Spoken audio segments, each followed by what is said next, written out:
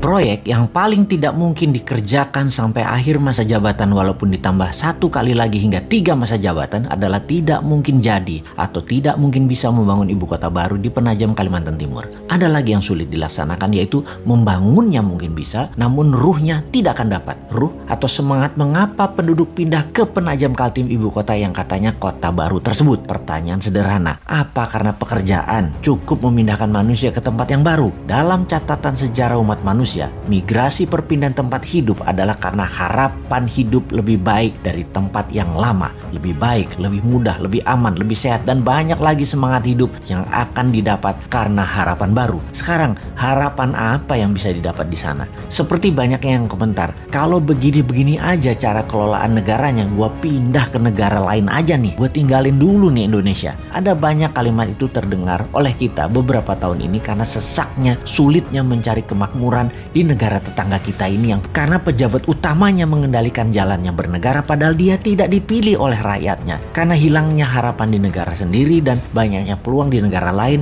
terutama karena lazy money. Itulah keinginan pindah ke tempat lain menuju negara lain menjadi lebih banyak. Kemudian memindahkan orang sebanyak 5 juta ke ibu kota baru. Ini tidak mungkin cepat. Ini terjadi dalam kurun waktu yang lama. Paling cepat dalam 10 tahun. Itu pun harapan hidupnya harus menjanjikan 2 kali dari tempat tinggal yang lama dan dicapainya dengan waktu yang cepat. Kota ini bisa jadi kota mati, mangkrak. Membangun kota seperti real estate saja, Bintaro, BSD, Alam Sutra yang berdekatan dengan vibrantnya Jakarta memerlukan waktu lebih dari 15 tahun baru kerasa manfaatnya. Apalagi pusat pemerintahan, apalagi ibu kota. Asli nggak sederhana. Antar pulau lagi. Entah apa alasannya ngotot memindahkan ibu kota yang tidak punya sejarah nasionalnya, tidak ada sektor ekonominya, dan tidak ada sektor keamanannya sebagai wilayah terpenting, yaitu ibu kota. Pangkalan militer harusnya dibangun terlebih dahulu agar kalau ada serangan dari utara, dari Malaysia, Tiongkok, Filipina bisa diintercept oleh radar, peluru kendali,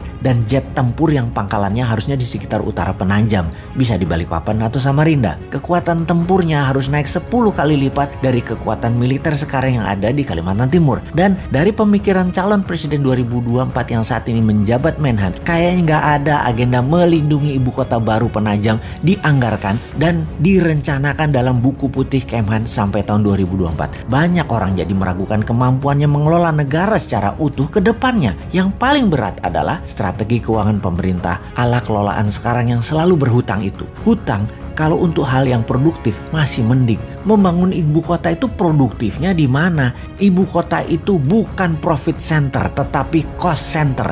Jadi lupakan proyek ibu kota yang hanya pencitraan dan jargon. 20 tahun gak akan kelar dan pemimpin 2024 nanti dari Newman tidak akan meneruskan proyek tidak produktif ini. Pasti kita punya rencana lain yang jauh lebih produktif dan jauh lebih powerful. Saran aja nih Pak, saran, ngapunten loh ya, hanya saran. Lebih baik 3 tahun ini tidak usah bangun-bangun baru yang kesannya megah-megahan. Bagaimana memikirkan dan melakukan tindakan yang produktif mengurangi hutang yang selama 5 tahun kemarin hampir ngutang terus sebanyak 5.000 triliun bisa lunas nanti di akhir masa jabatan. 3 tahun ke depan itu lunasi.